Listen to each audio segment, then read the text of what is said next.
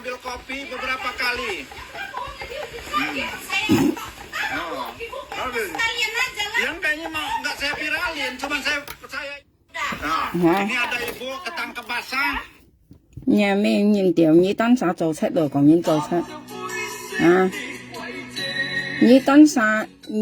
tán xa dầu chất còn nhìn dầu chất. Nhí都真正嘅dầu chất啦，叫冇騙啦嘛，七股佬。我講喺dầu chất咧話，nhí先係dầu chất啊。啲啊香港啊姐、台灣啊姐，你騙啦冇騙啦冇人本啦話。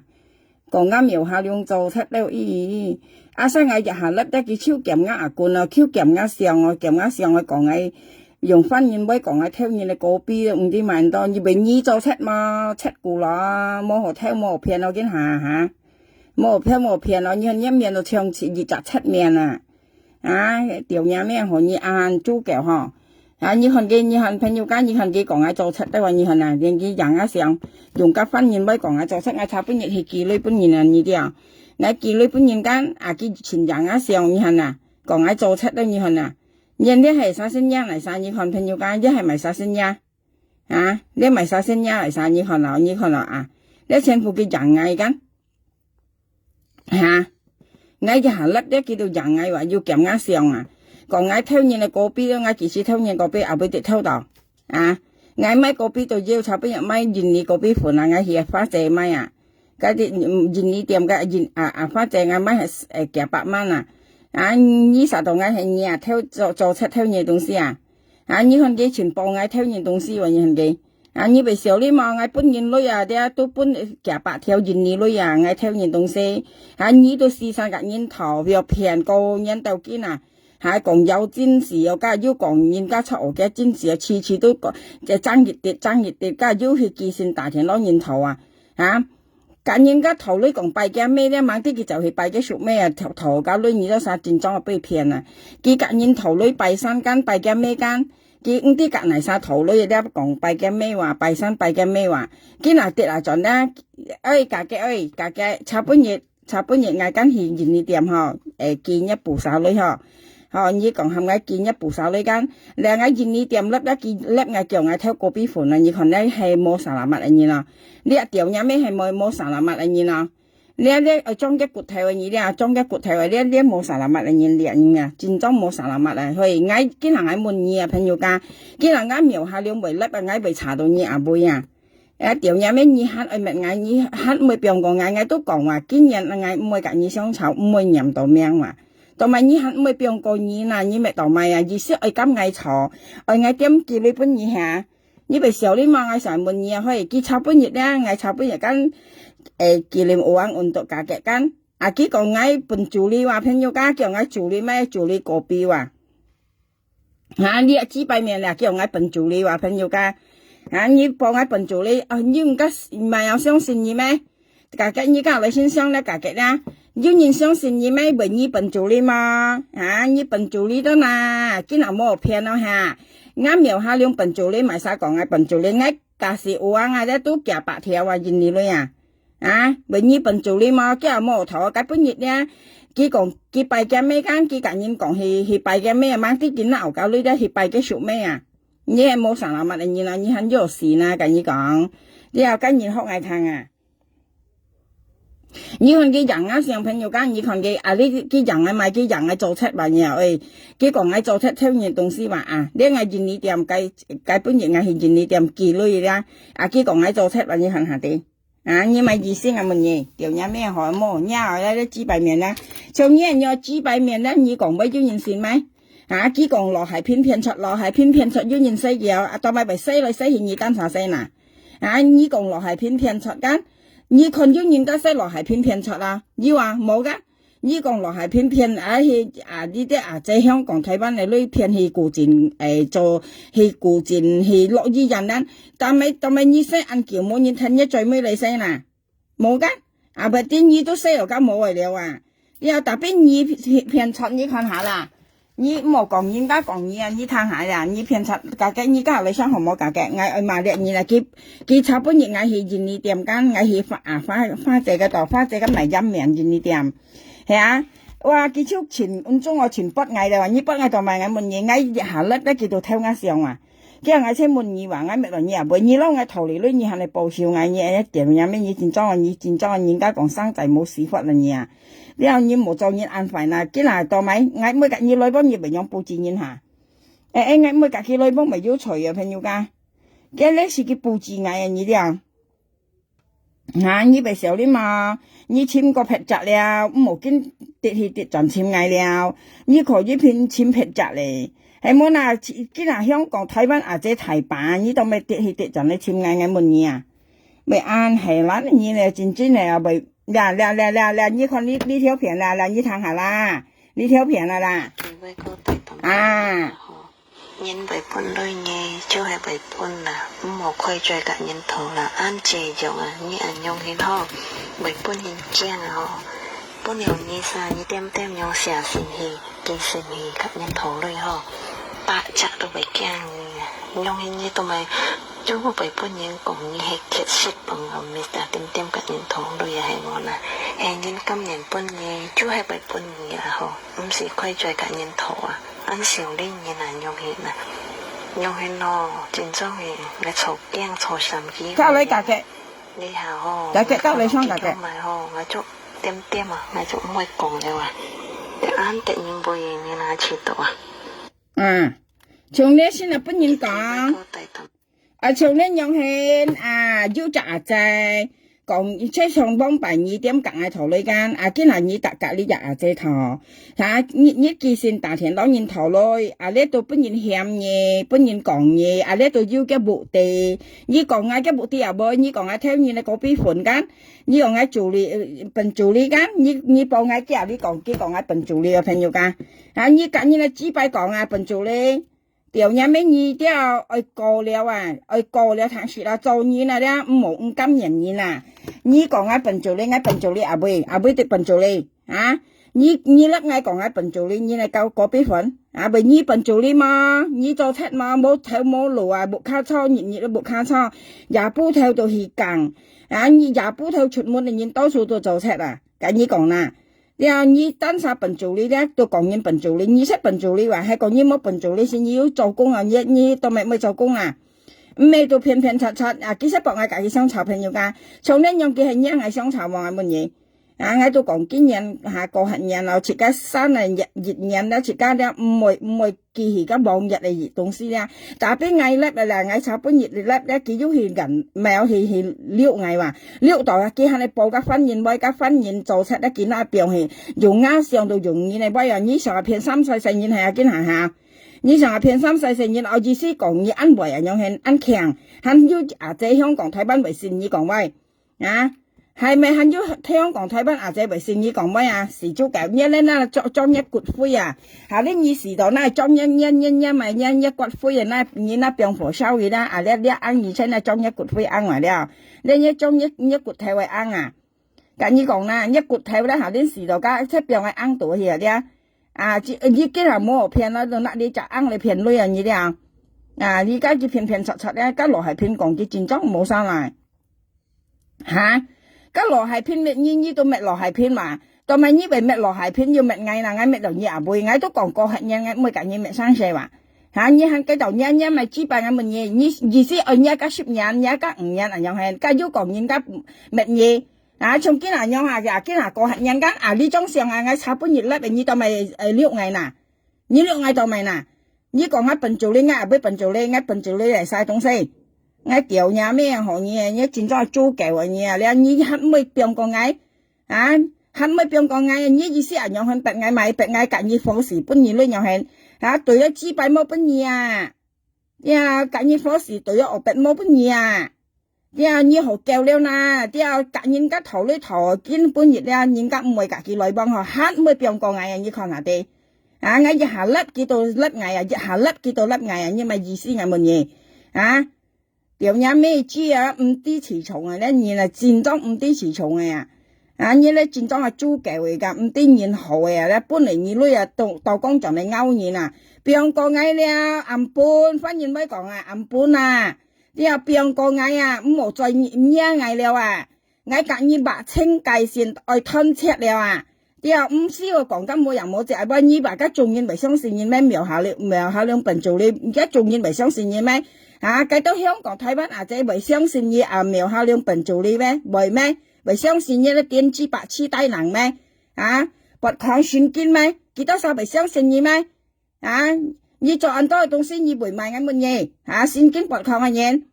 啊，笨做你家先係你啊！你冇做頭冇來你啦，偏柒笨做你啊！家先你話，你啊咩知啊？學我講過係嘢啦嗬，朋友家我講過係嘢咯，今日我唔會隔你相吵咧，我講嗬。啊，你問你做攰做你，但你上成日都唔識答到你話。啊，今日暗你看我罵我，我係咪答為一命啊？你係我幾多志氣做人？當咪你係你人大壓力嗱，當咪你係你人啊上啊，擺起一罐啊，咪意思嗱。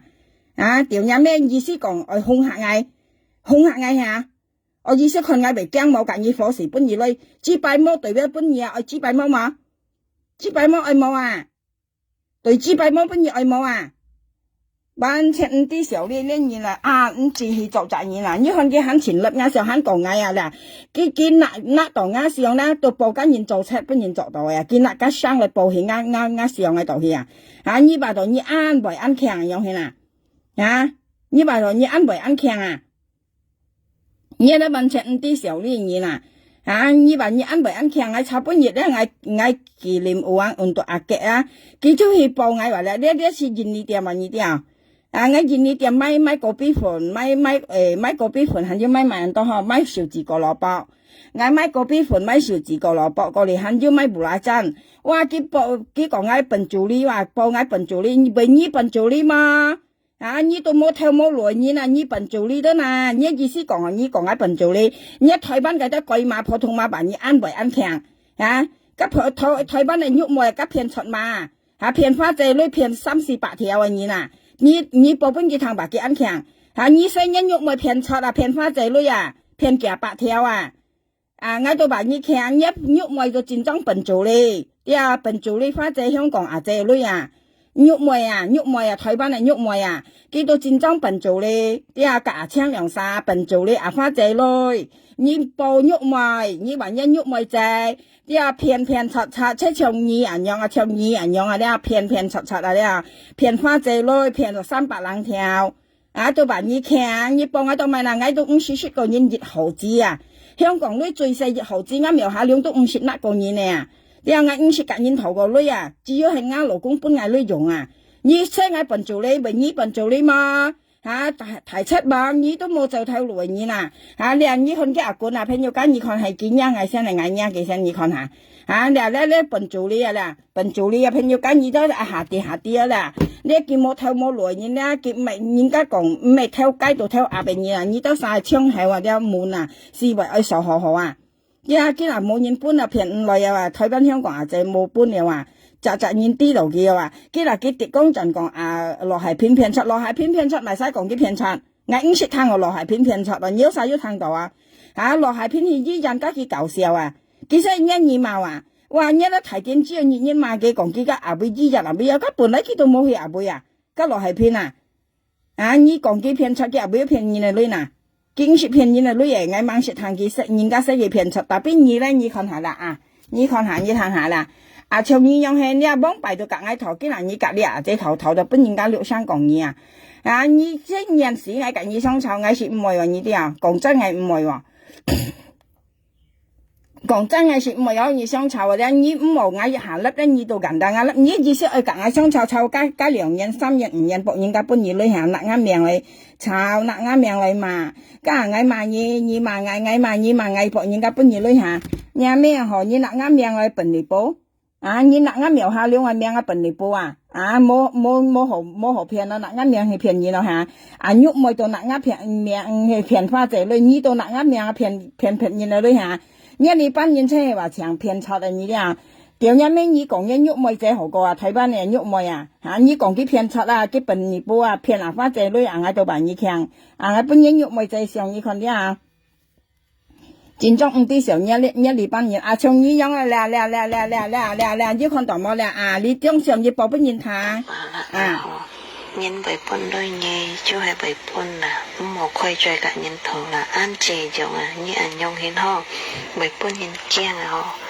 bữa nào nhị sa nhị tem tem nhong xả xin hi kỳ xin hi các nhân thấuเลยho bà chả tôi phải kia nhong hi nhị tôi mày chú không phải bữa nhân còn nhị hay kết shit bằng hầm mình đã tem tem các nhân thấuเลยhay món này hay nhân cam nhân bữa nhị chú hay phải bữa nhị là ho không chỉ quay chơi các nhân thấu à ăn xỉu đi nhân là nhong hi nè nè點記線大田老人頭女啊，你咪使講嘢，像呢樣，你都要去資格去生人，你要資格去生人，講隔人頭女騙賊，像呢都要資格生人落係騙，你生落係騙賊，你都啥要聽到落係騙人哋女啊朋友㗎，你可以，你都啥咪啥都可以企出嚟講，你要聽到，特別嗌到唔識聽到。朋友家，羅說講識聽人家講落係騙賊喎，依講佢騙咗香港啊，台北啊，這裏去醫平下，去新加坡去古晉醫平下，特別冇人家西啊，特別個到去多盡二單頭世紀，特別呢一類啦，呢幾多隻啊，這些嘢啊，花姐講嘢撈佢頭女大田嘅咪有幾大嚟田夾花姐頭女咧，要到嘅送你花姐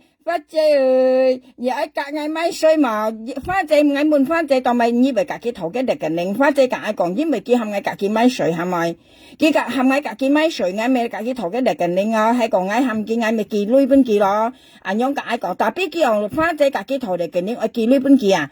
你係花姐嘅迷生，我問你企哥入咩？荔枝入咩？千切入咩？當咪為花姐隔佢頭呢記女本嘢，你係講正威啊？你係講正威啊？我問花姐，我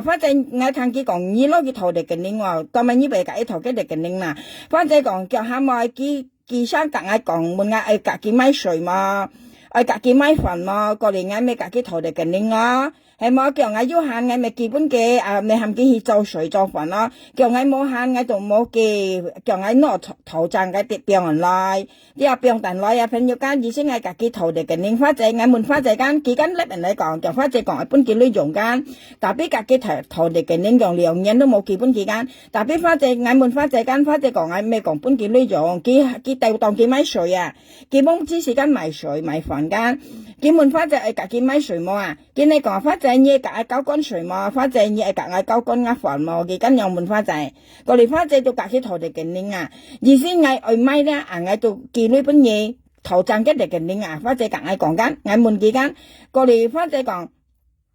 過嚟幾點吹啊？呢啲朋友家幾點吹啊？吹花姐咪有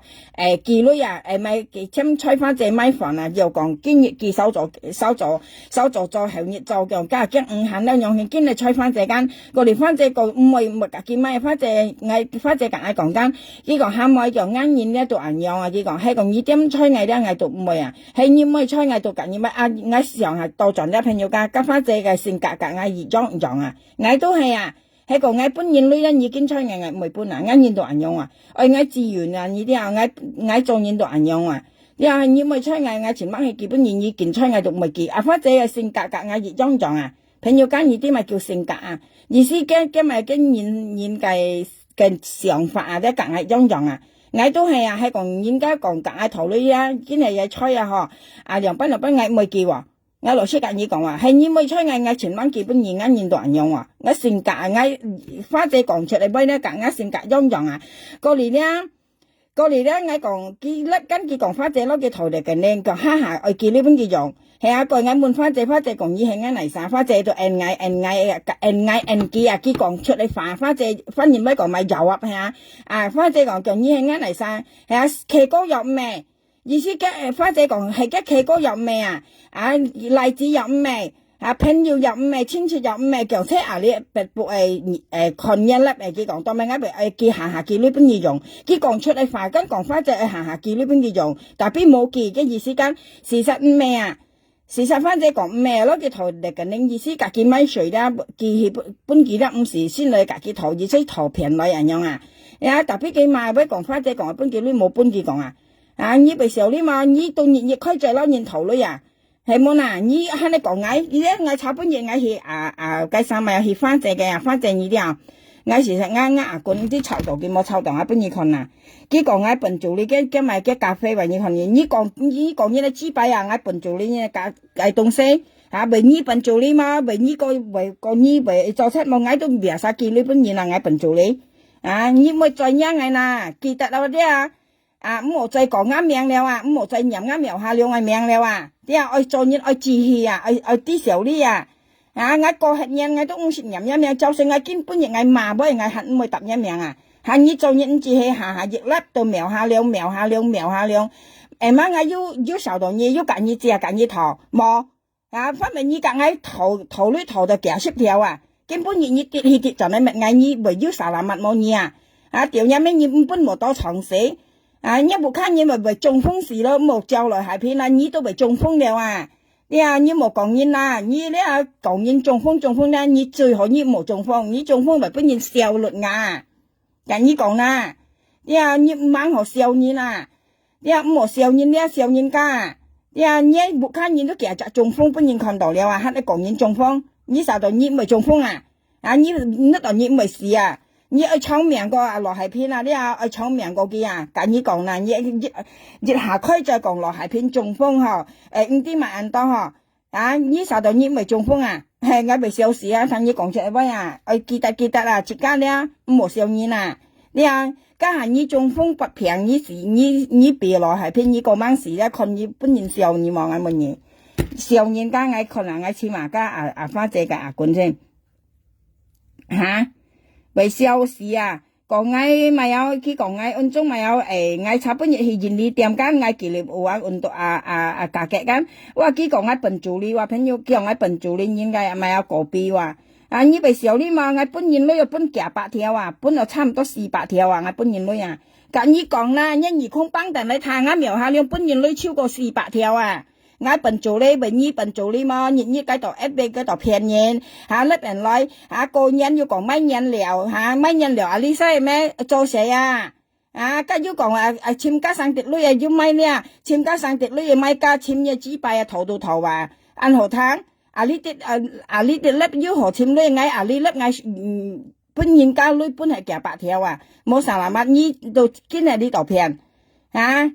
我本人女本係400條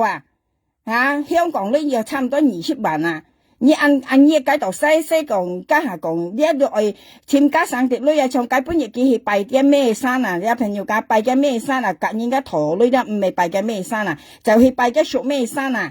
你咪時候你冇你騙一樣女嚟拜騙人哋山拜嘅屬咩山就西路啱命隔落係騙命你屬咩山拜到冇效我跟你講啦你喊佢燒女就唔係喊一屬咩燒個女你喊到落係騙燒女你點知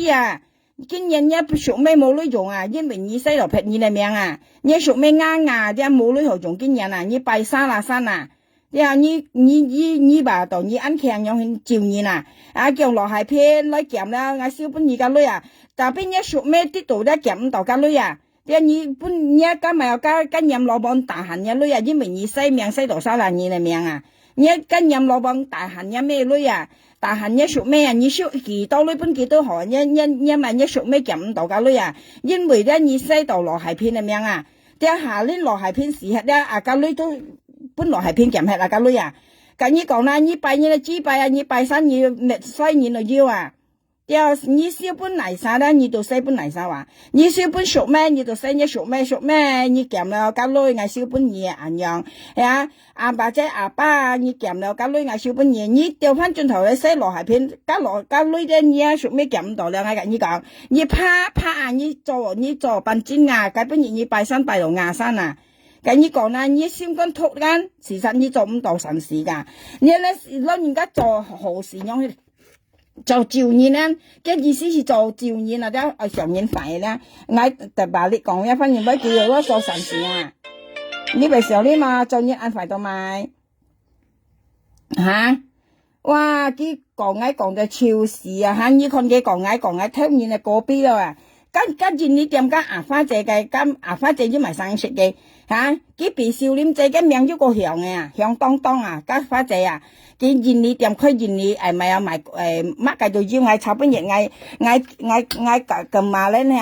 個紀念王運動價嘅俾你白嘅俾你布沙哇佢超講偷笨助理佢講笨助理話 cái bộ ngay à cái nát hi cái sao mày ao còn mày ao cái chả của lúc đó còn chiang cả lì kim cái tiệp biểu hi cái đó à như sao đó như anh nhau cho cái đó thấy bán hiếu còn như bà như kia bà như bạ chi à như bạ chi à như nấu xì phê nấu như chính xong cái nào đấy như nó ngắm miệng hà liêu lưỡi đấy bún thịt như một bún đồ nhẹ cái bún gì tao mày nhớ lấy cái món salad mặt như nhớ lấy tả xì bột không xì như như món hậu xì như tay ngay hắn bún như lưỡi tao mày bột kho ngay như tại ngắm miệng hà liêu bột kho ngay xin bột bún như lưỡi chứ cái như cả ngắm lưỡi mày sang ngay bún ngay xếp một bún nhiều tao mày ngày một bên gì rồi nhưng sự còn ngày ăn to má cái như còn to ngày ham bọn ngày còn như chả gì xí bên cái trùng nhìn thằng nhớ là mày chi bài nhìn ngày cô hẹn nhớ ngày mới cả như xong sao bà hay món này to mày như hắn thì tao nói nhớ ngày như mua như hồi nhớ hay mày gì xí nhà nhóm mẹ ngày bởi bên gì rồi ở bên mong tụi ở bên mong nhà bởi xéo đi em phun nhện thì cái còn ngày cho theo như này cái cô bí phun là cô lĩnh đi theo mạng tao như muốn các trung nhiên hay như cho sách hay ngày cho sách như muốn các trung nhiên hay như cho sách hay ngày cho sách hay như cho sách hay ngày cho sách ngày mới chọn nhất được bốn nhìn lối kỳ chọn hiện nhất nhìn đi ôn xạ nhong bán hin ngày mới chọn nhất được bốn nhìn lối kỳ chọn nhất nhìn đi ôn xạ đường bán hin một bốn tờ nhé phô phải ngay còn phải ngay nhau hen như bây giờ đi mà cho nhé chi hi cho trả năm chỉ nhé đeo như trung sản của các phân thổ nhé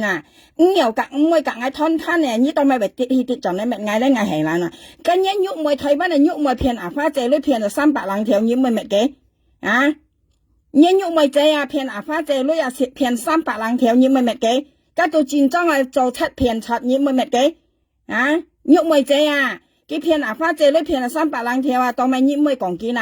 như vậy tiêu phân truyền thọ lấy còn ngày bún nhìn lấy bún là 400 條như vậy còn ngày cho thắt ngày đầu先我睇完一拔礦係計黑狼我睇完再計一黑狼係先見你話跌咗你啱嘅話你記得啦啲今日暗啲你講一秒下兩愛吞切啲嗌咪做乜嘅一頁冇再乜嘅話記得啦啲做人要知曉咩你咪做到嚟先你自唔肯做到嚟先因為之下呢啲咪做到嚟先我講你講翻你做到5毛你妹子做唔到你先我講你講本年都冇人愛你妹子你聽定啦你做得快啲你妹子下年冇人愛冇人愛係有人愛你要何看你都啥要何看你cái妹子下年將題冇人愛教個係講cái妹子有人愛咧都幾兩公婆時刻cái妹子都有人愛係講幾兩公婆忙時cái妹子冇人愛係你都未驚係因為你做到安排先講你楊勤做到安排你喐咪這片花這呢片8條價錢你咪講嘅個戰裝片出你都咪講你成日咧講喺度咪哇佢講喺本年呢講喺去挑你嗰邊款你喺咪嗰邊款要啦你看我啦炒本日去咪我去cái啥咪去花這度咪嗰邊款啦咪不拉真我炒本日去咪花這哇講咧你看幾難nặng sườn như nặng sườn mày ngay tôi cả như thân thiết và như hắn kiểm ngay東西đâu mày hắn này做菜你都咧都真正做菜本主力你này phổ刀你真正嘅本主力本主力苗下了嘅phổ刀你都真正嘅菜theo ngã sườn như nó thải chất bong theo như này sườn nặng miệng gì lại phiền như này lôi như nặng miệng hạ liêu miệng lại phiền như này lôi tí xíu đấy你真正嘅本主力ngã sườn本主力ngã phổ刀như vậy xíu đi mà như theo như này sườn như muốn có ngày mà như theo ngã sườn như muốn có ngày cái bộ phận nhìn bói phải nhiều cái gì cái quần để chỉ bài miệng quần như lọ thì còn cái biếng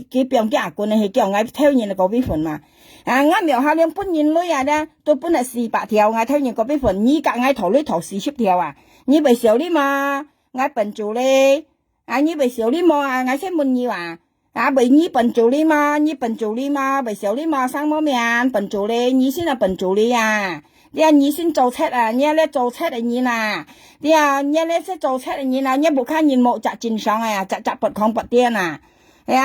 冇食正常我都講經驗我講每個商場嘅跟朋友家但係我係甩咧幾種物件上去看下梗係咪想讓人買衫呀，我們二到三間有可能，因為我差半日我去花姐度買飲麵間，我去花姐買夾包飲麵啊，你啲我嚟時唔是食嗰家飲麵啊，切緊件嘢，因為我嚟只食東西佢唔會有班講學佢唔會亂才食東西啊，我成日食東西按醃制嘛你啲我嗰度吃啊，看佢愛食嘛，買就嚟本佢食啊，過嚟我紀念有往運動價嘅啊，不離八吉嚇，不離apa itu嗰啲quả ta佢講喺本做呢話嚇，你咪時候你話喺本做呢？呀，咩樣好啊？冇好嘢了，又改到嘢嗌話，家又講嗌嘢你話，你點嘢咩豬啊你都真正係，啲啊拜山隔人頭女拜嘅一日，我又拜嘅咩嗬？講隔人家頭女間，佢隔人頭女間講嘅咩？拜山冇女間，隔人咪搬佢咯搬佢咩拜山咯？過嚟幾陣去坤見拜嘅屬咩啊？嗱牛家女你為時候你冇從一咧都偏插笨做咧，啲一人家學愛睇唔知咪晒學愛啲幾廿罐唔曉吐佢講愛講叫二佬嘅頭女拜日咩山拜日日愛山，特別人係拜日屬咩山家先係偏插笨做咧，呢啲偏人嚟攞做撇樣，家下個人都講簽熱生啲人料你簽人料得去做工唔係你一俾你度叻你夾人頭特別人嘅個人下啲佢可能嘅活人去拜人咯，家鬼都唔敢落去朋友家碰潮風咪使咁落去嘅木卡拜人咁樣嘢，佢講乜人料要講乜汽水料，家要講乜呢乜小字個蘿蔔料，要講乜咪有乜呢個咪有乜蠟筆料，要講唔知咪辦料乜甜辦乜呢乜家講簽加上咗咧，家全部結婚鋪雪超結婚鋪拜人結婚鋪自己拆超不要人去嘅木拜人家鬼都唔敢去去到家要講紅包呢家一個人初三出不按到甩人初七人初八佢甩明星佢喺博人家看落佢一未搬紅包冇因為你橋人要搬見人冇搬我唔係晒看唔出一嚟到係冇人唔會講嘢跟人唔會講嘢自家都好了要埋晒長嘢熱出爆喺度甩明星你識甩紅包了啲兩公婆就喺度博人家看到搬嘅家下要含嘅妹子企喺鏡頭嗰度贏你都晒橋人要搬紅包就咪見人冇你個人家搬人都搬人家紅包朋友家香港人事實啱甩錢到香港這看你們嘅嗌講不對人家講要嚟要去人家搬人搬人咩長你夾人冇到盡搬人你嚟時要嚟要去你人香港人都係你啲人見人包嚟時包2000蚊熱蚊都收唔盡特別佢要辦盡嚟特別嗌單衫食冇人家搬家切家都切落八落本人家搬嚟時要人搬嚟時都係搬家成人佢肯講講唔知嚟晒搬佢熱包嚟時300千嗌歡你咁夾你夾冇了女咧你識做5算人你朋友家300千嗌滿意叫人要賺人叫巴上撞嚟開飯店搬佢300千佢講過嚟佢搬結婚鋪搬係你好意思講呢班係嗌小呢咁講搬人聽切家升溫度啲好了你啲一切落八落再摸到人家又家再睇到300摸喺你夾人嚟紅包你夾冇計300千紅包嗌滿意蝕到叫切家做戲做唔戲有些看計300蚊紅包你啲就算切家人家為搬切家300蚊紅包，切家都係萬盡嘅切家咩包月夾300蚊萬盡嘅香港人都係樣要來要去，你搬嗌300，嗌萬盡你300，別晒人家搬嗌300，嗌萬盡500嘅人家搬嗌500，嗌萬1000嘅我跟你講啦，我苗下兩都係硬樣嘢我冇貪嘢只要我搬人貪香港我笨做你咪我下俾笨做你，以為爹你睇人啱背妹嘢哇前講我笨做你我搬人等級了，我搬人作了香港挑人熱責人字台咪搬人作你講嘢豬擺我笨做你講嘢咩豬你騙嗱啱命騙人女嗌到先你見冇騙了嗱啱苗下兩笑你買女了你嗱啱笑我騙錯了萬一安好有係你安好你啦苗下兩騙人女苗下兩去人你點挑人個批盤拍糖挑人賣添人咪你隔人豬擺講你隔我豬擺隔我白辣講呀，你講我幾百啦講啊，我下邊咧，我別啦呀，咧呢度咧，你講我呢度講啊咧，呢度咧，我別啦講啊，你講我別啦講啊咧，我別啦啊咧，你講我繼續講啊，我偷嘢東西，nhà mấy hàng họ nhà mua họ nhà này chính trong là chú kể với em tí xíu đi một bữa nhìn lối ha gì chứ ở bạch ngày bữa nhìn lối nhau hen như còn ngày giờ họ lớp cái đồ lúc ngày đấy mà gì sẽ phải nhiều cái đấy hay ngày nhẹ nhìn nha ngày như mẹ ngày đầu mày ngày một nhỉ đấy hay mày sáng nhá ngày cái nào như mày giờ còn đang ngày chả bữa nhìn lại vậy cái mẹ ngày đầu mày cái chẳng quá xong đầu mày cái hay ngày nhẹ nhìn nha ngày đấy hay ngày nhẹ nhìn nha ngày như hay tiểu nhà mẹ như lớp ngày đầu mày lớp ngày đầu mày như kèm ngã xong mày như kèm ngã xong đầu mày cái ngày cái nào ngày sẽ muốn nhiều cái nào hay mày sai sinh nhá mày sai phổ thông cuối mỗi lúc giờ nặng ngã miểu liêu ngày xong phiền thật đâu cái nào hay ngày nhá như hay như nhá ngày sang ngày muốn nhiều thải trung nhiên khỏi như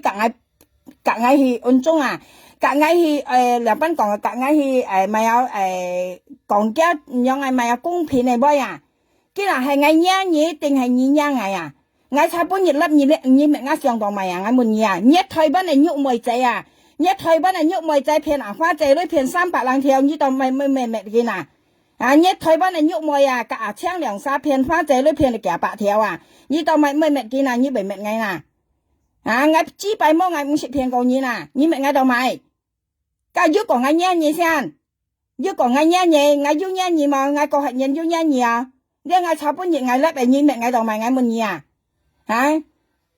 cả ngày thầu đi lấy cái nào tiện cho mấy mẹ ngày như hay tiểu nhà mấy ngày cả ngày thầu đi lấy mua sản là mắt anh như chính cho hắn nhiều xí là như hắn nhiều đào xí bực khủng xí tiểu nhà mấy lấy sau bữa ngày lớp này cắn như cái tí sau bữa ngày lớp cắn ngày dùng đấy AK thu xài miền là 2000 lang man chỉ là水2000 lang man 2000 lang man日本是咩2000 lang man你知人樣水2000 lang man一年你女4條4條要女學咪望上半夜要女學咪一年女4條啦你知人樣水我炒半夜我粒間我洗面間我洗面間我拿啲水洗面間幾人送去麥我上你看下朋友家要講一樣你為少啲嘛nhà mẹ bữa nhìn tiểu nhà mẹ cái là ngày mà cái cái lớp cái mà chẳng ngày mà cái lớp cái dòng mà chết nhau hiện cái chết bọc lẽ mà như phải nhiều cái mà lại mà cái mày giúp bơi họ còn nào hay cái mới sinh nhang ngày ở ban mà kia nè trong đấy nhau hiện là ngày thì nhìn đi tiệm mà là hay cái sinh nhang ngày phải nhiều cái đấy ngày mày nhìn đi tiệm ngày cái sao mày mèo phát triển mấy trăm年了差不多cái dạng ngày đồ mày là phải nhiều cái呢咪30個，呢咪30個，你人喺度賣我們嘢，一再去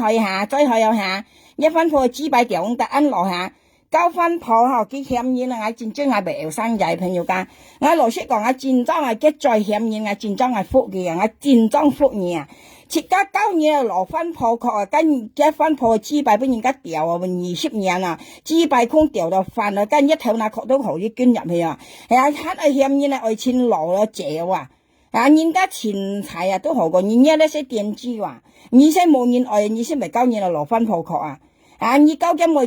做 OK 9嘅記字你啲係佢9嘅記字咧到過場功課9嘅咩話你係撥抗嘅人按冇分鋪自家都唔係自家兩班講堂朋友家係冇啲恩人講人咧係隔佢寫上啲嘅老師自家9年係分鋪確啲朋友自家掉點了從佢9期就差唔多朋友家你看朋友你看哎呀不要等下先啦自家唔係講幾間自家都唔係險嘅生人家講本身碟面嘅你啲自家唔係講到按冇聽本身碟面寫嘅啦特別佢唔啲佢唔分面哎呀等下先啦你看這呢條片你看朋友家你看這浪格嘅面未從兩兄弟因為當咪因為熱沙高嘅咩熱沙高嘅妹從這浪樣咧到叻仔朋友家啲嗌唔敢講這浪咧這浪到叻仔一客家法律班講香港法講叻仔咧實際是按強平達咧幾條高嘅妹佢冇喊佢高嘅咩啊，你咧睇電視，你教我驚咩？喊你前嫌人，像佢嫌人，朋友家嗌到點本佢講，因為佢強佢教我驚唔後生間，驚唔專業冷世，你教我家50歲嘅阿婆啊，你再肯講到冇天啊！啊，你為上啲嘛？啊，我開俾你聽啲朋友，你聽下咧，你聽下先。小華邊嘅？但係呢個咩符咧？話呢個係咪符咧？啊？dia nak kiam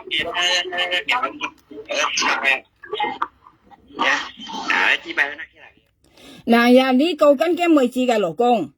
你講緊嘅點知個？然後咧，一妹子老公也係老過佢啊！你看嘅妹子老公嘅面大閘啊，你看攞大閘啊，朋友間，因為佢要反見你呢，你哋應該講出用唔好啊！你看嘅妹子老公隔嘅係咪嘅世事係咪差唔多銀樓啊？係啊，差唔多間。冇分別間，但係熱晒狗嘅冇熱晒狗嘅咩啊？你係舊電子又交羅子殼話係啊，黑係嫌人話，切家唔係講幾交羅子殼，唔交羅子殼，切家冇傾白嘅朋友間，係冇幾熱裝載啊咧唔收啊！你頭先阿你已經講100口唔收啊，佢媽計咁講啊，講人家教蘿蔔咩羅子殼，你要咪傾去講嘢，跟二單晒交蘿蔔咩話，交羅子殼話，嘅老婆啊，啲交完20年啊，交老公啊。本人調20年先係本到幾調啊？佢黑你嫌人嘛？係嗌做嘢嗌到點唔會講嘢，因為20冇人愛20咪交我家電子嘛了，係啊交我家蘿蔔咩了，係啊只擺本人調到面先到2調啊，跟人本人揸到爆先到2揸，時間黑你講嘢到咪？係嗌做嘢到點啊唱機講嘢啦，嗌到白機強啊本小子工業啦。ai bà kia khen hay lý trạng nhìn hem nhìn nha kia hem nhìn nhau à cho bây giờ nhìn nha kia cặp một cái hem một kia à ngay tôi bún xỉu chỉ có ngay bún dầm bọt kia là nhưng mà cái cho mấy cái cáo ở kem mồi gì à你哋從嘅老公咧，你摘東西咧啊，你摘嘅咪嘅老婆嘅咪有嘅妹子嘅老公啊啲朋友嘅郎啊。啊，從佢嘅再嫌矮啊，嫌平人啊，自家都唔敢講嘅，因為嘅老婆後生，佢要強去嫌人，要資格去嫌人，呢啲啊朋友家，我即講嘅意思啊，你摘啊，佢嫌人羅嫌人謝啊，佢要資格啦，但係你單晒老婆都羅資格話係啊蘿蔔咩話你愛嫌人嚇，啊不要可能啊，兩個朋友看啲朋友家咧，你等嚟咧。啊！你等下嚟先，我幫你看啊！一金妹子，你看下，金妹子咧，佢咪有楊斌講下，金妹子咧係講佢交我家金妹子咧，家到個安裝，呢啲朋友家都唔係幫人講，呢度交我家蘿蔔咩啊？佢講人偏差，你看呢度佢都偏差啦呀！佢喺你講人偏差啦，嚇熱西人偏差啦，你看下，佢熱西人偏差，你睇下，你去睇下。ยังโชว์ซ้ำกี่個ยัง啊？你好，我看到幾種咪好，我做點啊，我做唔會講了啊，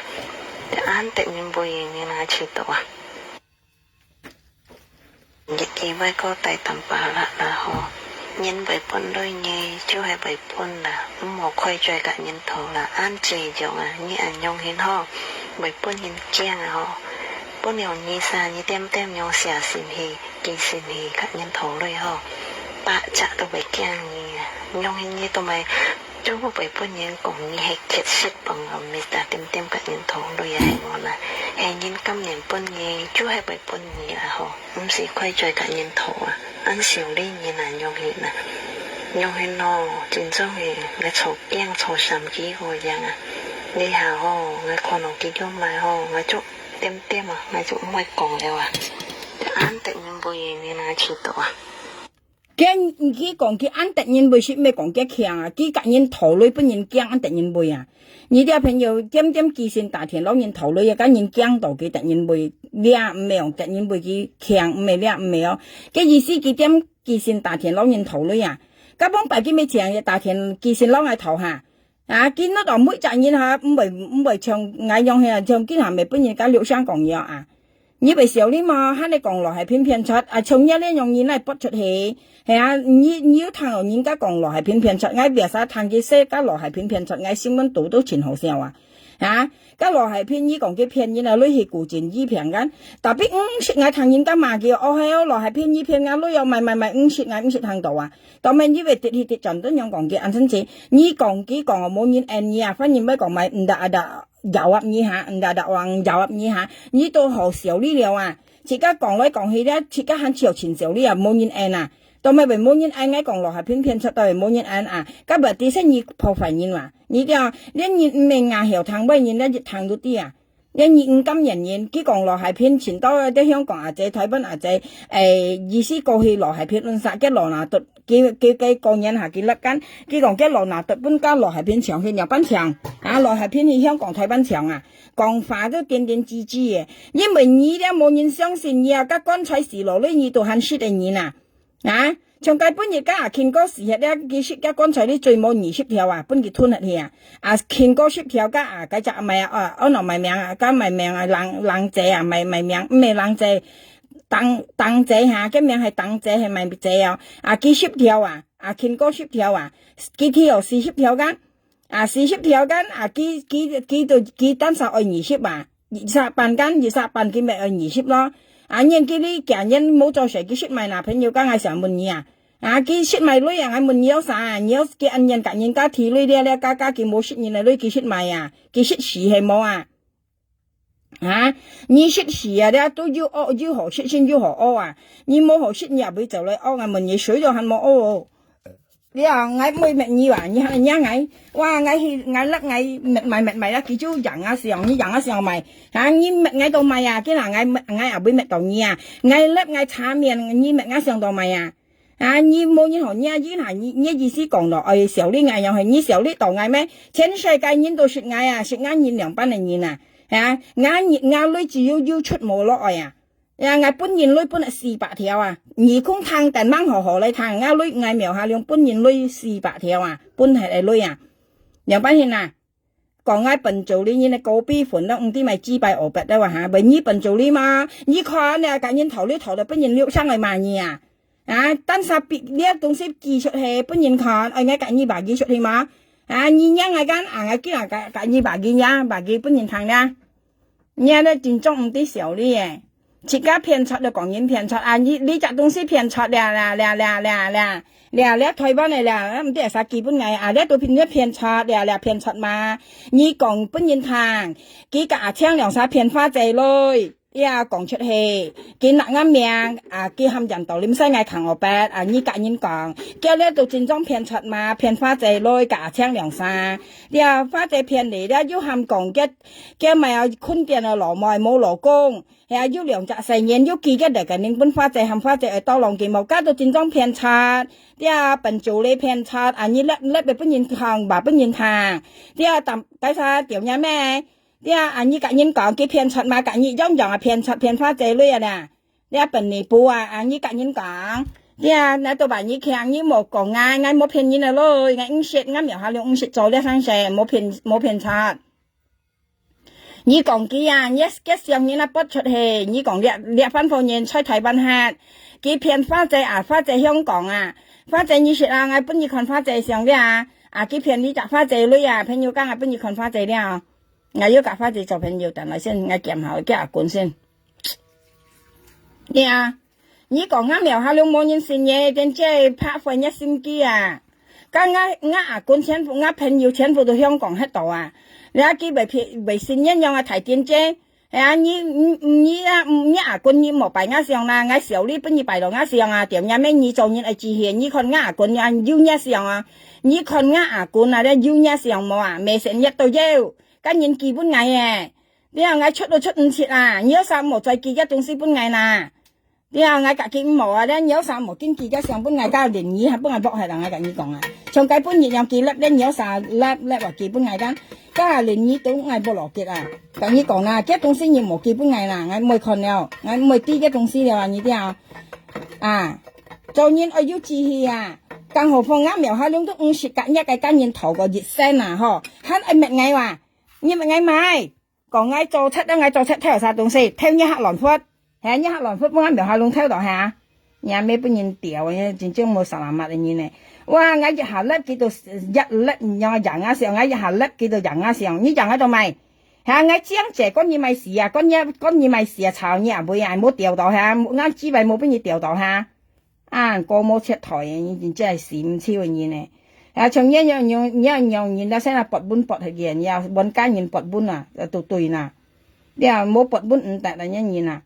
啊冇啥啦嘛，經濟到一年嘛，我都講話個係嘢咯，嗬，冇嘢嚟嘢係有後，你做嘢我做藝話。係啊，唔好再想人道命話，哇！我日後甩幾出人啊上，日後甩嘅人啊上又咪有人啊咪有人喺肥料咧，話呢人喺度賣啊！我講你追事啊，冇嗱講你咪事啦，我問你啊，我甩我講你咪事啊，我咪做咪講你咪事啊，你追害有嚇，追害有啊，追害啊！你分配支幣掉咁得甩嘅，那都查到牙膠去甩嘅啊，一追人那查到牙膠去甩嘅啊，nhà mấy bên nhìn tiểu cái chứ còn ở nhà nhỉ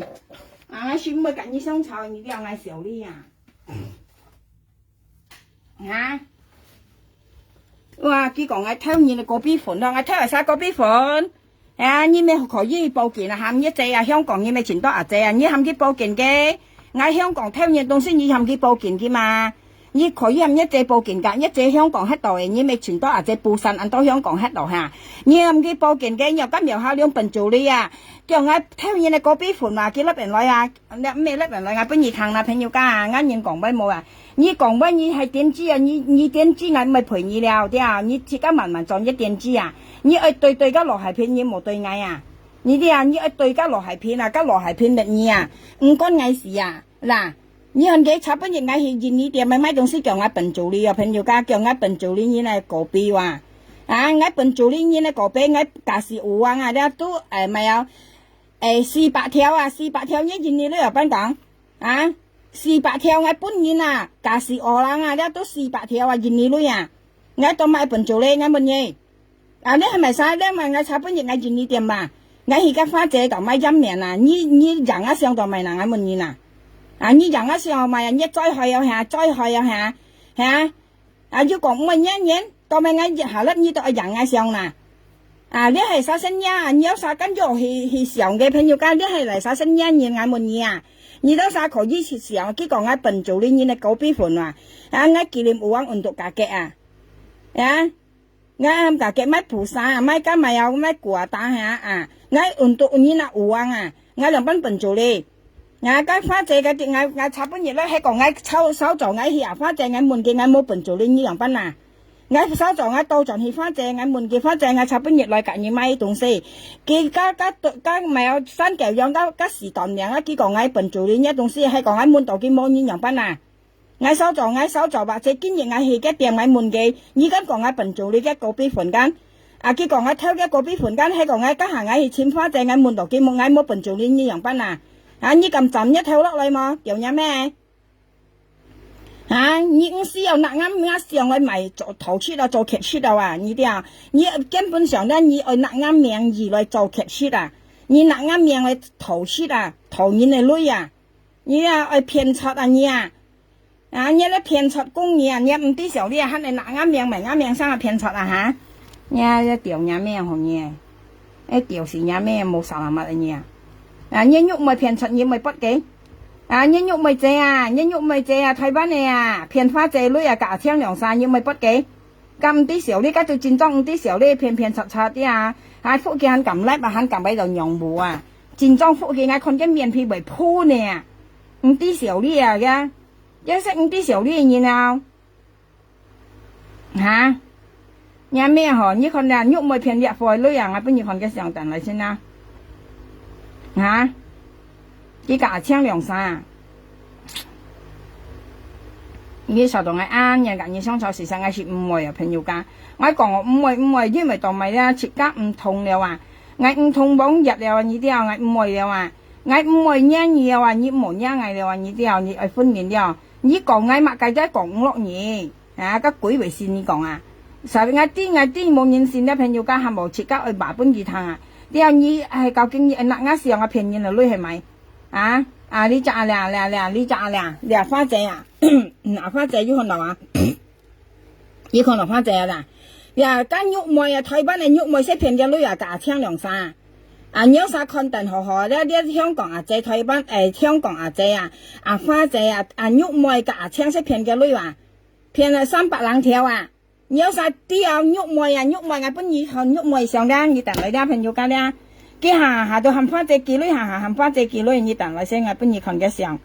啊肉梅啊，夾青涼沙騙花隻類啊，等來先朋友我簽埋嘅上啊啲。啊你不嘅，啲人不騙花隻類。啊肉梅啊青騙花隻類，你不嘅，啲你不我冇用。một cái chung nhìn nhiều xong thì ngay cả sĩ ở làng à đây ngay bún nhìn lấy bún 400 條啊nhớ nhìn đi lấy 400 條香港lấy幾多lấy 20 bản à ngay bún nhìn là ổn tụ ở làng à đây ngay kỷ niệm ổn tụ ở làng à ngay bún nhìn lấy à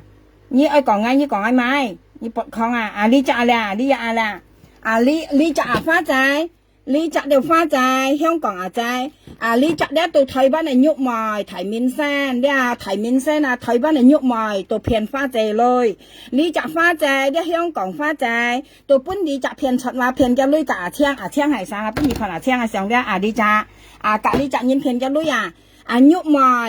mồi cả chiang phiền phát trái lưỡi朋友講你雕啥湯的呢？苗下兩在世界呢呀，我入唔行呀，我犀利哩呢，你雕啥湯河河的啊？你雕啥二空班長湯河河的啊？肉梅，我簽嘅上個啷嚟嗱，你張上冇人強，等下先。朋友講我簽冇嘅上個啷嚟嚇？你不嘅，你當咪不嗌你點知啊？你不嗌我搬人女啊？我都搬嚟夾白條人女啊？我笨做你，我搬人女當咪嗱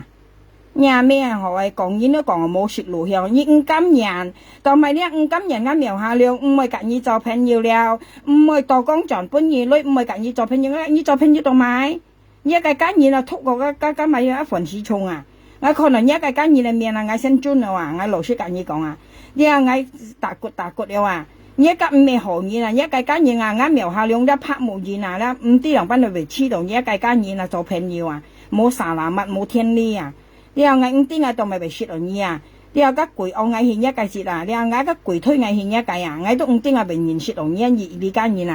nhớ ban mua sản làm cái gì nè ngay nhìn shit ở nhà đó朋友講ngay 千萬後悔啊điều tiếng ngay bị shit ở đây nhau ngay死仆街啊nhớ香港人講啊điều死仆街冚家產啊điều ngay nhìn shit như ngay冇格殺啊ngay似啊nhớ到根本就係冇變過ngay啊điều係仆街冚家產啊ngay mà bởi為sao làm咩朋友講你係仆街冚家產你炸嘅上個啷頭先跟要自賣有啥看河咧你台灣係肉梅你台灣係肉梅啦別曬喺度做台面生咧喺度尿面皮膚咧佢騙花仔女朋友講你隻台灣係肉梅咧騙花仔女有啥看河啦你隻花仔我本意看花仔上啦個啷嚟嗱嗬個啷嚟先簽啷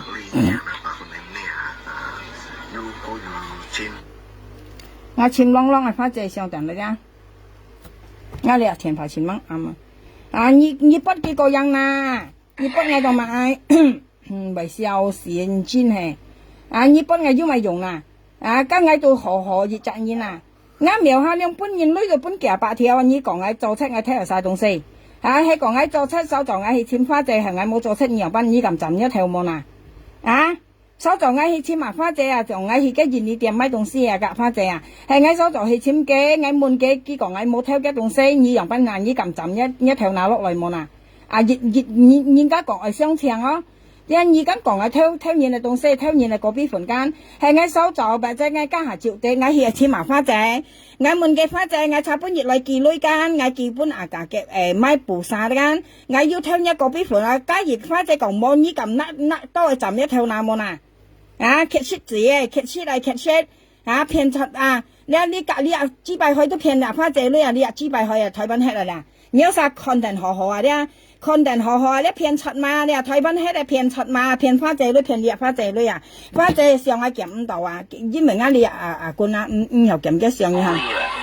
看下先曉冇等你先啦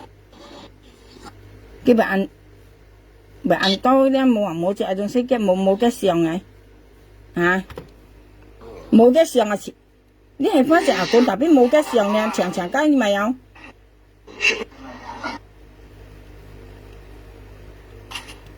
mua đi phát triển con gắn đi căn phát triển con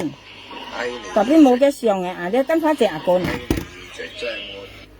或者對應錯啲嘅人呀管咧，特別有啥阿弟弟建議本幾博係咯朋友家，因為我含見我講或者係要人阿弟弟你咧，你那邏輯咧，你有啥冇阿弟弟或者咧幾微博你哦，你有啥冇阿弟弟幾啲朋友家我人我幾下管，有啥冇阿弟弟幾啲？係冇啊，我冇花姐上出月裝字啊！啊，你有啥記得啦？你摘花姐啦，朋友家，你摘香港阿姐啊，花姐啊了，你一喐埋咧，價錢兩三片嘅，你摘到台灣嚟喐埋，片花姐來，花姐本啊喐埋片來，價錢啊錢啊未賺啊，本二看啊錢啊上，但係咧，啊，你咪不嘅，今日就戰爭片拆，今日一號交溫嚇，一喐埋姐話，你未別使講一喐埋姐嚇。同埋佢片花仔你以為咪不見啊？nhà mẹ bún nhìn tiểu nhá chính trong một tí xíu đi à, nhà là chính trong là片出，一你半年全部沒片出得到睇啊，沒到搶沒到睇啊，啊你不人用咪這片花仔女啊點知個？啊你不愛冇用，愛到半年女愛到要，愛片人女愛唔蝕啊，愛免手指啊，愛片人女啊，呀愛描下兩個手指本摘免錢話愛片人女是啊，像人用咪到唔同。片嚟演嚟女喺度尿布，幾百度幾安強啊！嗬，睇班亂殺嗬，啊人道理嘛，你話西嗌扛我筆啊，破壞啱名聲你話媽計叫做超啊，你母兒做車啊！啊你摘啦朋友啦，你摘片出嘛，片花仔女啊，你摘你啊講幾支擺開有條話弄錢掉紙啦，佢台灣就做普通話，佢切咪切話弄錢掉紙嚇，你冇看見啊弄錢講啊，幾支擺開有講叫掉紙哦，講佢切話弄錢掉紙話。你本人調間你啲啊，cái chỉ bài本人調間你三千人調資啊，做你炸啦，你只bài面啦，加普通嘛，加台灣人喐埋咧，本幾兩條啊，含幾西嗌扛我筆啊，含幾西嗌扛我筆啊，過嚟啊花仔本兩條，梅仔本兩條，特別菜位咧都喐埋菜位，你啊跟喐埋攰條菜講熱沙本兩條，本幾西嗌扛我筆破費嗌啊，你啲朋友家。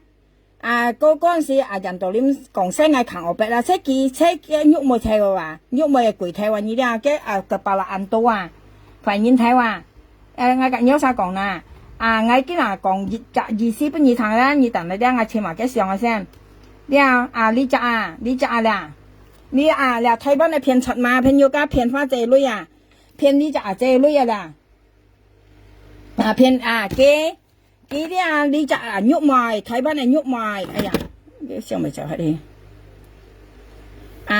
呢個台灣人喐埋啊！啲朋友間喐埋啊！啲台灣人喐埋啊！啲見賣米有見賣鵝筆嚟，啲台灣賣鵝筆啊！你又見台灣賣豬幣啊！啲連然啲台灣賣鵝筆嚟咯，你又做貴啊！台灣做普通啊！啲你又普通賣咧，啲台灣嘅普通賣咧，幾鵝筆落了，賣五氣了啲，冇人買啊！幾多片啲仔女，片花仔女啲朋友間。幾膠筆咧，台灣冇人掉了，賣五氣又因為幾膠筆冇見起來啊，咧膠筆乾水了，冇支水啊，咧幾度片花仔女，你摘翻泡人片花仔女，幾台灣黑花仔到香港黑，你台灣馬到片香港仔女，台灣馬到片香港仔女，台灣馬片香港仔女，台灣馬片香港仔女，喐埋片香港仔女，喐埋片花仔女，喐埋片花仔女，你班片全部都冇正常嘅，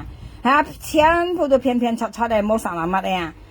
我看一字實啦，你一字五啊，你一字五到啲了啊，今日忙啲事，朋友家自家後撩嚟看啊，你撩嚟慢看啊，你啲冇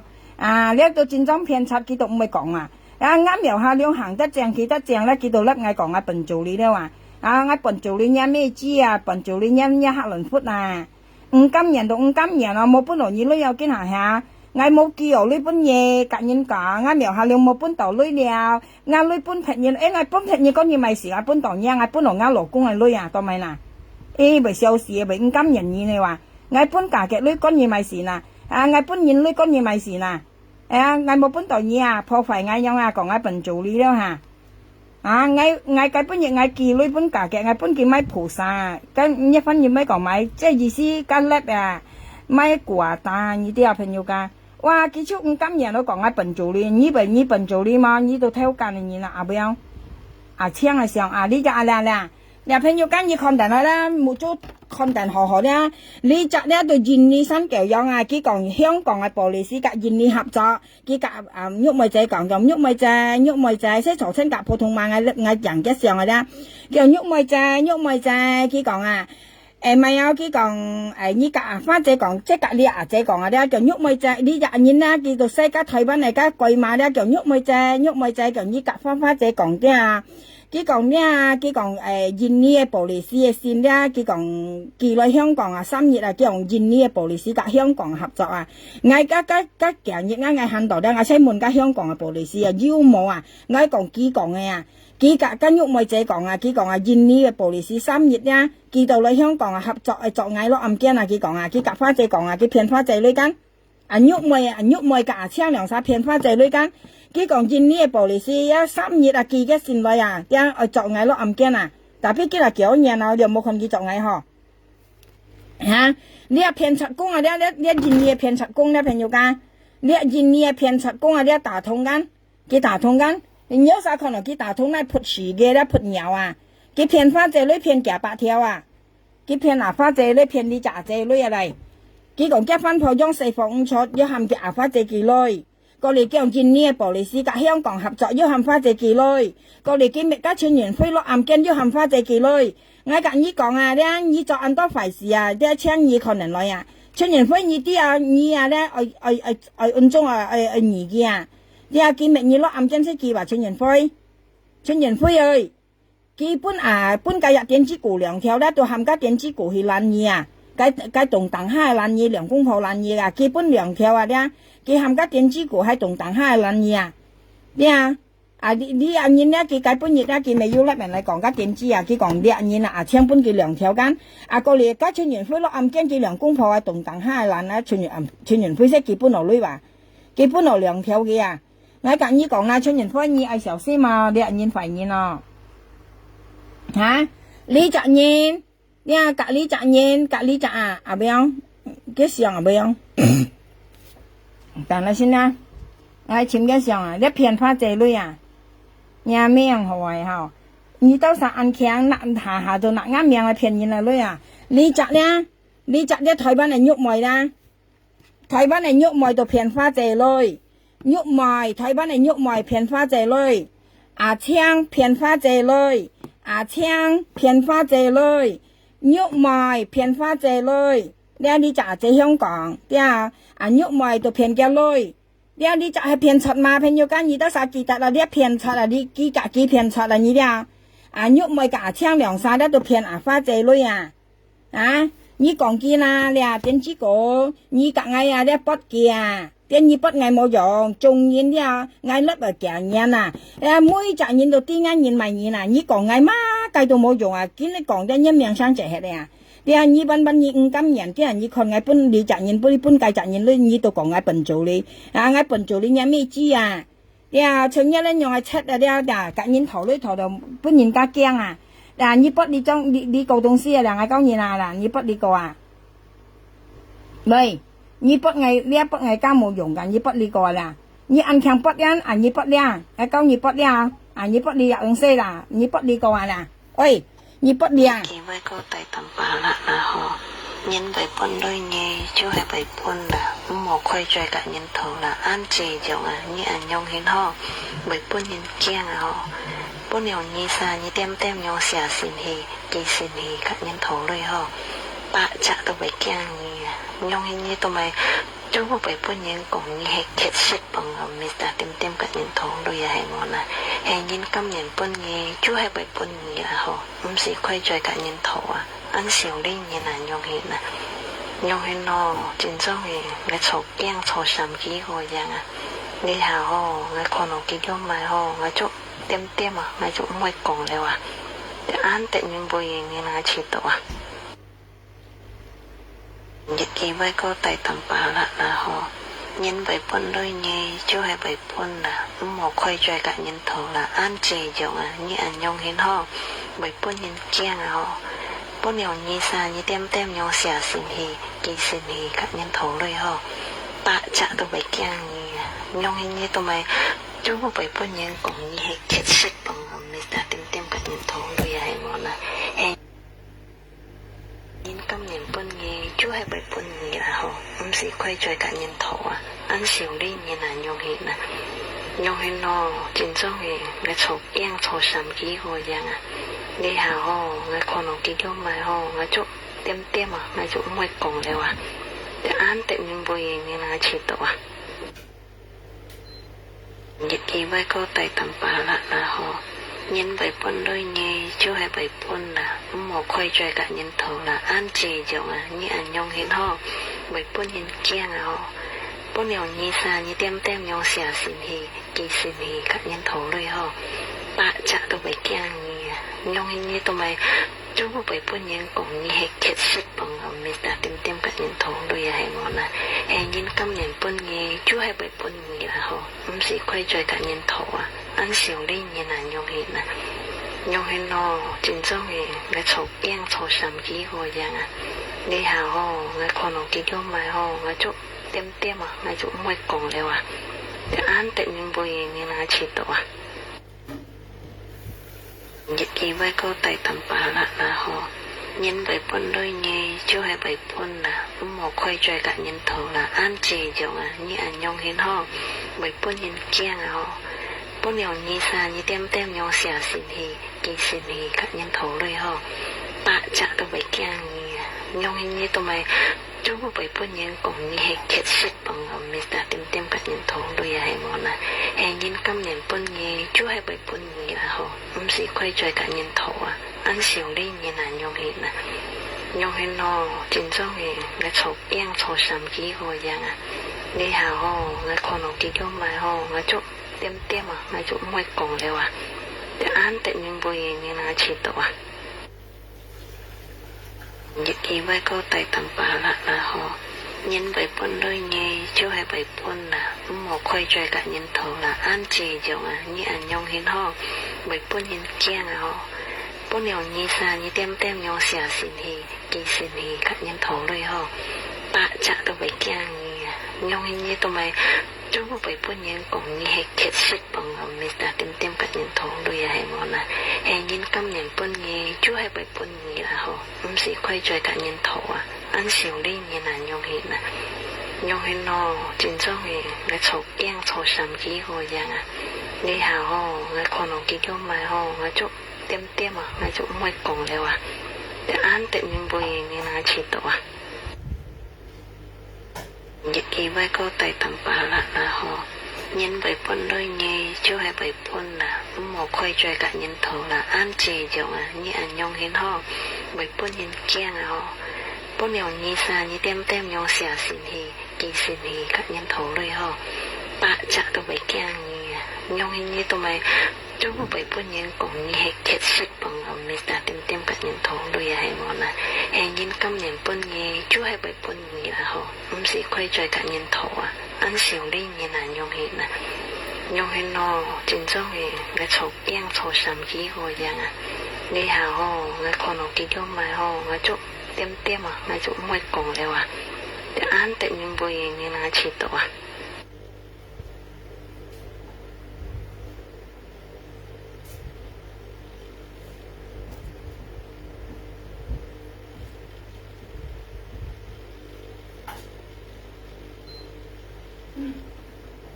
hả bà sợ đi à nghe sợ mình nha bà sợ đi mò à như bà sợ đi mà đem kỳ xin tả thiện cả nhân thổ đi bà sợ đi mà à xong đấy nhon như bắt hề như cô tay tầm bà à xong đấy nhon đi à như này bắt hề cái à mày ly kim cả chiang cái tiệt cô này như bắt hề bắt nhân thang ngày đi đem kỳ xin tả thiện lo nhân thổ rồi à lấy như kỳ ôn sa bắt nhân thang như bắt ngắm nhiều hai lên tao máy à trong các nhau hiện trong đấy nhau hiện à đi买三样买啥朋友噶即解講個公平杯啊，講個桃李杯啊，桃李啊，同時有桃李啊，啊你講桃李杯咧係哪啥聲呀？我都講過係嘢咯話，唔會嘢了話，當咪你係你嘢係冇嘢啊？家如果講嘢嘢，係啊家如全解度嘛，如果講嘢乜嘢啊，從呢樣係咪生呀？你都殺緊可以看嚟啊，從呢樣咪生呀啊，你咪生呀？朋友家咧係生呀人。係啥嘢？你看佢不啱上，你不啱上咪嗌又冇上二女，你不嗌就咪講嗌笨做你咪唔死。係個家嗌去見你點，嗌差不多去計跟見你點，係講嗌去嗌門嘅，嗌冇睇你咪浸一條冇。hả nhi ban sẽ cắm nhà là ngày một bún nhi lưới đeo à ai phô phải ngay à nhưng mà ngắm hiểu hà liêu đeo hiểu bún nhi lưới hiểu tàu chẳng đây cả nhi tàu pen nhiều à đấy à ơi ngay tàu nhiên ngay bọn ngay giống nhi à nhong à cầm cả những con hiểu hà liêu nhi ơi nhi chọn lại cái bia sa còn như đeo pen nhiều gan nhi ơi nhi chọn lại hiểu hà liêu mỏ hiông còn ai kia cái còn à cái bia sa còn à miêu hà liêu như ai như chọn lại hay anh như chọn lại cái còn anh như một ai香港ai kia anh như chọn lại cái hôm nay chọn hi à cái hôm nay chọn hi bún cái tiểu như đeo朋友間啲係點知嘢咯啊切家本人女為本人人咯切家都要啊cái cả ngày thầu lên ngày chân si bún là như đeo ngày chân si bún cái lối à đi à còn kinh nghiệm ban à cái sẽ從啲就這樣啦呢個記性大田攞cái頭啊như đeo cái bóng bài sẽ點記性隔ngày頭間ngày超真是本嘅，因為ngày女出唔超用唔超朋友間，ngày嘅心嘛呢啊朋友ngày唔買嘅心看見樣班啊呢，從而那啲志氣啊啲朋友間唔可能點樣撈人頭女啊，ngày到撈佢從呢隻阿姐咧，佢到撈佢咪啊講嘅落雪化。cái lý do thế đó cái động sòng ngày ở cầu cái nhau này là đặc biệt ngày cá nhân cầu cái ngày còn kia đó ngày thầu đấy ngày kỳ bên cái cả ngày thầu ngày tụ kỳ bên kia đó cái ngày kỳ chân sĩ kỳ bên kia đó à kỳ tụ cầm sòng hàng ngày tụ mười kỳ à nếu ngày muốn đó cái ăn chong chan này là ngày muốn đó cái nhìn đó xí xăm nghe ở xí xăm thật thì ha gì xí đó kiểu mà biển còn ngày ăn cái gì xí ngày lưỡi ăn lưỡi bữa nay hay ngày bẻ sang ngày kỳ lưỡi bên ngày hạ kỳ tụ liệu theo hạ kỳ bên kỳ tụ liệu theo như thế à所以咧，佢當咪根本嘢佢咪用對藝啦，佢因為藝文本嘅旅遊啊，唔係隔佢多盡就係做朋友，佢咪唯有見可能啱上見咩藝就呢啲啊，佢攞人家壓到啊，藝練苦要咪本藝你幫擺你前人，本藝當咪啲人要咪本藝嘅意思人呀，其實唔分面人家歐智巴拉嘅啊，人家舊嘅呢啲啊，從呢隻阿姐講嘅緊對。所以啲阿姐做係對啊，我做得到個唔對，因為啲切格唔用乜嘢呢啲啊，我到真書乜嘢咧，真書幾個嗌堂，我做基本嘅嗌堂，係基本嘅真書啦。啊，見下見識咪用獻乜嘢話？嘅意思講下啦，我女4天半年當咪唔係半期啊，佢咪見你嘅筆成日筆藝以為少呢毛啊，以為少呢毛啊，你係嘅筆藝，你係以為少呢毛，啊，以為少呢毛你筆名先。你使做到唔對，我先咪講你了，係啊，朋友間你做對你講嘢咪從呢樣嘢係你身樣係冇啦。係你身樣係冇啦，嚇！從呢樣嘢係你身樣嘛，從呢樣係你人喺度咪啦，你人喺度咪啦，我咩度咪咩度你嘛計啦，嚇！你咩喺度咪啦，係啊！呢係啥身樣嚟啥？啊！呢係啥身樣嚟啥？你唔記不嗌㗎？嚇！呢係啥身樣嚟啥？啊！呢係啥身樣嚟啥？呢係咪啥棍？人而家啥 content 何呢咪啥棍？啊！呢係啥？從啱描下兩粒我被查到你啊，背人我問你啊，啊！你咩喺度咪啊？咁細事，你等佢先啦。安生時間嚇啊！啱嘅裝上講嘅四面咧，不要四面咧，不如出去路安哦喺呢度啊嗱，你咪喺度咪嗱你係手本熱四面㗎啊！你甩啱上度咪嗱，你咪喺度咪嗱，愛五度嗌啊，愛五度苗下兩下，人五度下五金人下，哦人度苗下兩啊樣下，嗌要勞工啊，你冇人嗌你啲啊。苗下兩要勞工啊，睇實啊要勞工啊！你咪啱上度咪咧，我咪嗌炒半熱啦，俾啊！你咪喺度咪嗱，假如講嗌新嘢嘢，也未半年掉嘅。事實嗌咪隔熱香臭咧，你好叫啦，你話叫飲又你啊，叫梅啊嘛。nhân bảy quân đôi nhé chưa hay bảy quân là một khoai chơi cả nhân thầu là an trì giống à như ăn nhông hin ho bảy quân nhân kiêng à ho bún nhiều như sa như tem nhau xả xin hi cây xin hi các nhân thầuเลยho tạ chặt tụi bảy kiêng như nhông hin như tụi mày chúng một bảy quân nhân cũng như hết thiệt sức bằng mình ta tem các nhân thầuเลยà hay món này hay nhân cam nhân quân như chú hay bảy quân như là ho sĩ khoai chơi cả nhân thầu à ăn xỉu đi như là nhông hin nó chính trong thì là chậu kiêng chậu sắm ký hồi dạng à đi hà ho người còn ở ký trong mà ho người chỗ tem à người chỗ mới cổng rồi à để ăn tự nhiên bùi như là chỉ tổ à dịch kỳ với câu tay tầm bà là ho nhân bảy phân đôi nhé chú hay bảy phân là một khoai chơi cả nhân thầu là ăn chè giống à như ăn nhông hin ho bảy phân nhân kiêng à ho